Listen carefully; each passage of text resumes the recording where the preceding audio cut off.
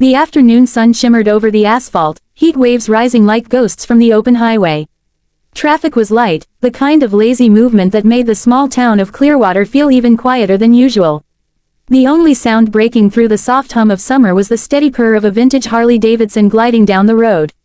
The rider was an elderly man, gray beard tucked under his chin, weathered leather jacket, and a faded army patch on his shoulder that most people wouldn't even recognize anymore. His name was Walter Jenkins, a 76-year-old Vietnam veteran who still believed in keeping his bike as polished as the day he'd bought it, decades ago. To anyone watching, Walt was just another old man out for a peaceful ride. But for two Clearwater police officers sitting in their cruiser by the roadside, he looked suspicious. Officer Bradley nudged his partner, pointing toward Walt's Harley. "Old guy's doing 60 in a 45. That's an easy one." His partner, Officer Kemp, smirked. "Or maybe he's trying to show off that relic before it falls apart." Bradley hit the lights, and the cruiser's siren wailed. Walt slowed down immediately, guiding his bike smoothly to the shoulder. He killed the engine, removed his helmet, and waited patiently as the two officers stepped out. Kemp swaggered up first. "License and registration." Walt's hands were steady as he reached into his jacket. "Sure thing, officer." His tone was calm, polite. Years of discipline echoed in every word. But Kemp wasn't looking for calm. He was looking for control. "You know how fast you were going?" Walt nodded. "About 60, I reckon. The limit changed from 55 to 45 after the bridge." "My mistake, sir." Bradley joined in, circling the bike like a hawk. "This thing even street legal? You got tags from the 90s. "They're vintage collector plates," Walt replied, his patience unwavering. Kemp frowned. "You trying to be smart with me, old man?" Walt's voice didn't change. "No, sir, just answering your question." Kemp leaned in closer, eyes narrowing. "You got a problem with law enforcement?" "No, sir," Walt said. "I was law enforcement, just not the kind you'd find in a town this small." That last line seemed to annoy Kemp. He grabbed Walt's arm roughly. "Step off the bike." Walt obeyed, keeping his hands visible. He wasn't afraid, he'd faced worse. But the way these young men were puffing up their chests brought back memories he'd long tried to bury. Bradley noticed the army patch on Walt's sleeve. "What's that? You some kind of soldier?" "Used to be," Walt said softly. Kemp scoffed. "Used to be. Well, used to be doesn't mean you get a free pass on speeding." He turned to his partner. "Run his license. Let's see what kind of record Grandpa's hiding." The afternoon sun blazed down on a long stretch of country highway, the kind that shimmered with heat and dust. The steady growl of a motorcycle cut through the stillness, echoing off the empty road. The rider was an elderly man, his white beard fluttering in the wind beneath his helmet. His jacket was faded but clean, marked with a patch so old that most people wouldn't even recognize it anymore, an insignia from a long-forgotten army division. His name was Walt Jenkins, a 76-year-old veteran who had spent most of his life serving the country and the rest trying to live quietly with the memories of it. Riding his old Harley was his peace, his ritual, his way of keeping himself grounded in a world that moved too fast for his liking. He had just crossed the bridge leading into Clearwater County when flashing red and blue lights appeared behind him. The wail of the siren broke the calm, slicing through the afternoon air. Walt slowed down immediately, easing his bike onto the shoulder. He knew how these things worked. Keep your hands visible, don't argue, stay calm. Old habits from years of discipline and duty never left a man like him. The police cruiser rolled up behind him, and two young officers stepped out. One of them, tall and smug with mirrored sunglasses, strolled toward him with the casual arrogance of someone who had never been tested. The other followed, his hand already resting on his belt. The lead officer spoke first.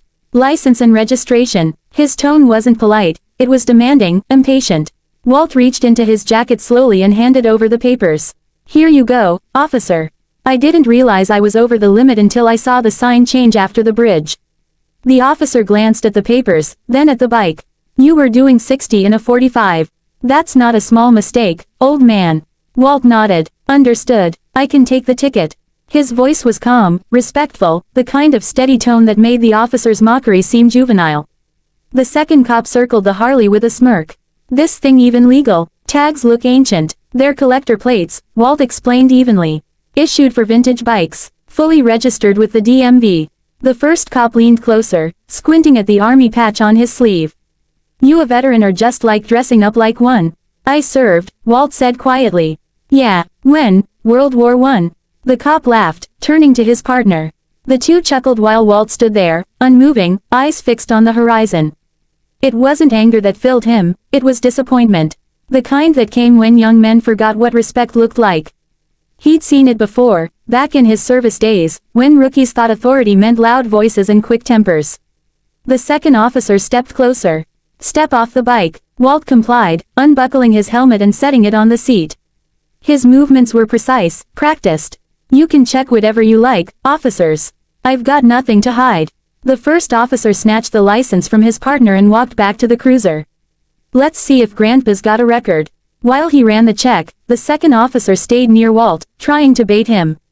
"So what's the story, old man? Couldn't afford a car?" Walt looked him in the eye, calm as ever. "I've got 3. Just prefer the road this way." The officer sneered. "Yeah, well, maybe it's time to hang it up before you hurt yourself." Before Walt could answer, the radio in the cruiser crackled loudly. The first officer leaned toward it, his brow furrowing. Hey, Kemp, you might want to take a look at this." Kemp walked over, curious. He leaned into the car, and his smirk faded almost instantly. The name on the screen read Walter Jenkins, followed by several lines of classified notation and a red highlighted alert, "Do not detain. Contact Department of Defense immediately." Kemp looked back at Walt, suddenly unsure. "Hey, what did you say your rank was again?" Walt tilted his head. "I didn't." Before anyone could speak again, a deep rumbling sound began to rise from the distance.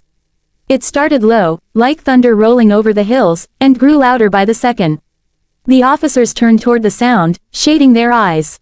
Over the ridge came a line of vehicles, military Humvees, motorcycles, and armored trucks.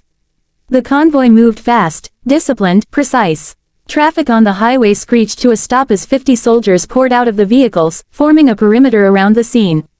Dust swirled through the air as a black jeep rolled to the front, stopping just feet from the stunned officers.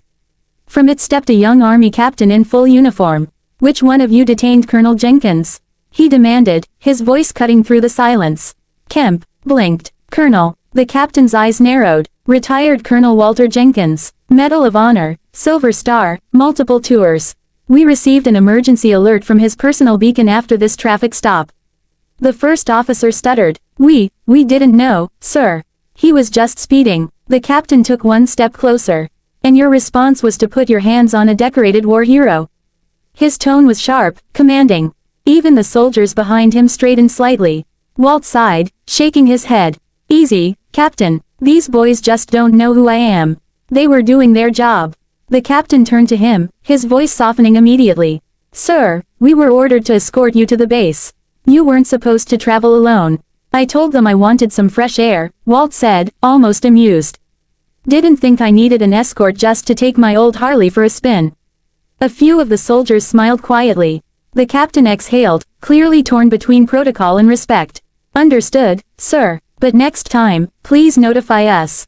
The system automatically pings command if there's any interaction with law enforcement." Walt chuckled. "Guess the tech boys didn't think about how often I stop for coffee." The captain turned back to the two officers, who now looked pale and shaken. "You two are lucky Colonel Jenkins isn't filing a report. You understand that, right?" They both nodded quickly, unable to meet his eyes. Walt placed his helmet back on, swung a leg over the Harley, and said, "Captain, I appreciate the escort, but I think I'll finish the ride my way. You can tag along if you want, but don't expect me to slow down." The captain smiled despite himself. "Copy that, sir." He saluted crisply. "Form up." The soldiers mounted their own bikes, Humvees moved into formation, and the convoy aligned behind Walt's Harley. Engines rumbled in unison as he kicked his bike into gear and rolled forward, the American flag on one of the jeeps flapping proudly in the wind. As they moved down the highway, cars pulled over to watch the surreal sight, an old man on a vintage motorcycle leading a full military escort like a living legend. People filmed with their phones, some saluted without even knowing who he was. Walt didn't care about the attention. He just smiled under his helmet, the wind in his face, the rumble of soldiers behind him like the echoes of his younger days. He wasn't angry at the officers, he knew ignorance was easy, respect harder to learn. He was just grateful for the road, the hum of his Harley, and the strange reminder that even after all these years, some things, like honor, still carried weight. By the time they reached the army base gates, the captain saluted him once more. Welcome back, sir, Walt nodded. At ease, Captain. It's good to see the country's still in good hands. The soldiers stood silently as he rode past, the Harley's engine fading into the distance. The two officers watched from afar, stunned, realizing they'd just ridden a traffic stop into history.